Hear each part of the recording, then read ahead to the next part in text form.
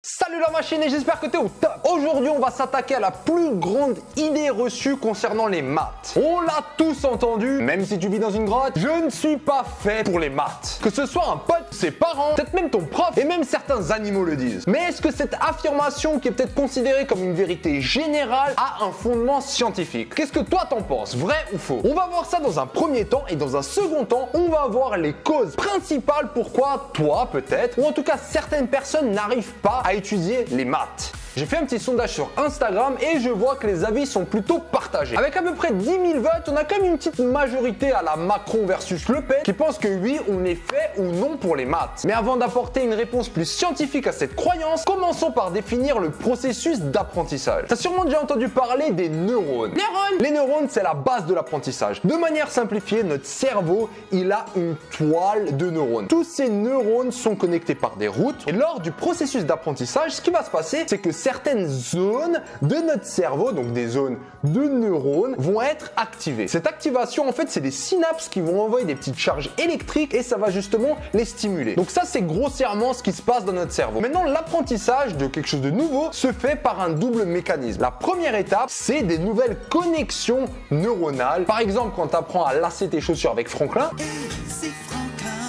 Est-ce que Franklin, il vit encore? À ce moment-là, tu as des nouveaux chemins qui vont se créer entre tes neurones. Ces chemins, au début, ils sont très faibles. Vois ça un peu comme une route de terre. C'est juste, tu dis, vas-y, c'est un raccourci, j'y vais à l'arrache. Et la deuxième étape de l'apprentissage, c'est quand tu vas commencer à répéter les choses. Répéter les choses, ça consisterait, d'après notre schéma, de repasser par ce chemin, pas une fois, mais des dizaines, des centaines et des milliers de fois. Et plus tu passes par ces chemins, plus les routes connectant ces neurones, et donc ce chemin va devenir puissant. Et l'apprentissage se fait en fait par ce mécanisme. Maintenant qu'on est un peu plus au clair sur le processus d'apprentissage, est-ce que tu crois que ça a du sens de se dire que les mathématiques, chez certaines personnes, elles n'arrivent pas à créer ce chemin entre les neurones?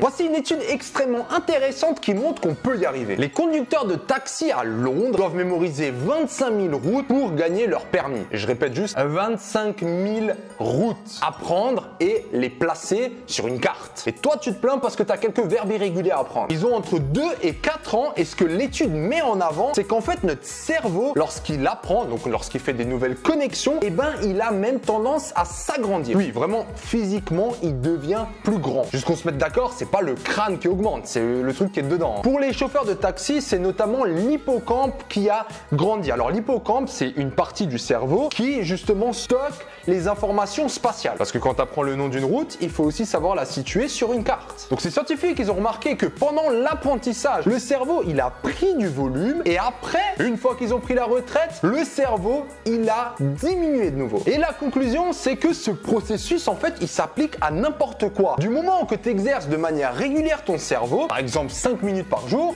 tu vas avoir les mêmes processus sur ton cerveau. Donc la première conclusion scientifique qu'on peut donner, c'est faux. On peut pas être fait ou pas fait pour les maths. Mais maintenant, j'entends plein de personnes me dire, fais-moi confiance, j'ai tout essayé, c'est mort. Et c'est ce qu'on va voir maintenant. Comment ça se fait que certaines personnes n'y arrivent pas?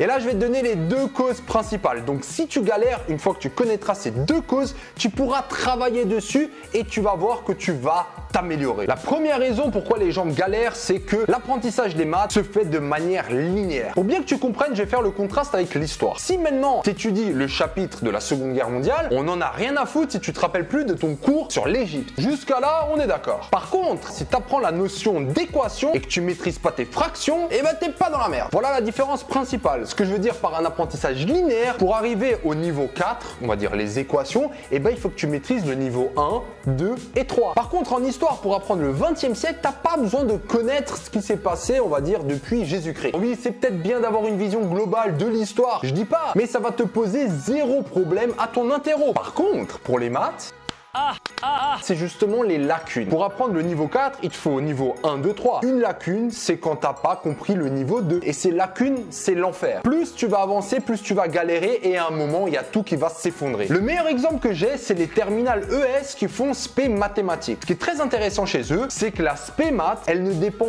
pas des maths que tu as appris depuis le collège. Du coup, c'est des trucs complètement nouveaux. De manière générale, même un mauvais élève en maths, qui tourne, on va dire, autour de 8, il a facilement un un 16/20 en spé. Pourtant, c'est bien du niveau terminal et c'est des trucs complètement nouveaux. Donc, dans le processus d'apprentissage des maths, dès que tu n'as pas de lacunes, il n'y a aucun problème si tu es motivé à apprendre. Donc, rassure-toi, c'est à la portée de tout le monde. Alors là, tu es peut-être en panique et tu dis, mais attends, comment je fais pour combler mes lacunes? Qu'est-ce que je dois travailler? Ok, laisse-moi t'aider. Je vais te donner une liste des 10 lacunes les plus fréquentes et je vais le mettre en story sur Instagram, comme ça je pourrai le mettre sous le profil et ça restera à vie. Donc maintenant, si tu as envie de faire une résurrection à la Jésus-Christ dans tes maths, va sur le profil, prends les 10 lacunes et va sur matrix.fr et là-bas tu auras accès à toutes les vidéos et les exercices avec interro qui vont avec. Et là, il n'y a plus d'excuses. Et finalement, on arrive au deuxième point pourquoi les gens galèrent en maths, c'est parce que tu as eu des expériences traumatisantes.